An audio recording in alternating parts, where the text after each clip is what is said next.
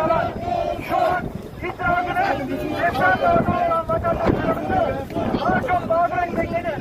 Çekilmezseniz müdahale edeceğiz. Çekilmezseniz ekranın önüne Türk kullanacağız. Evet. Güç kullanın arkadaşlar.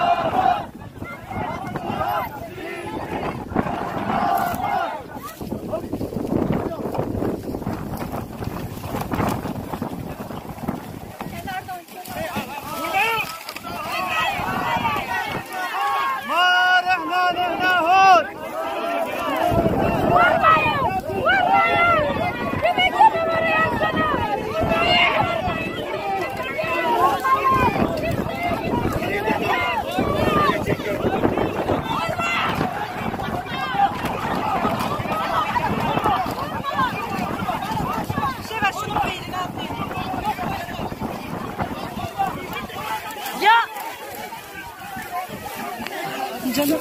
Yavaş. İyi misin? Yavaş. İyi misin? Bu abla ver.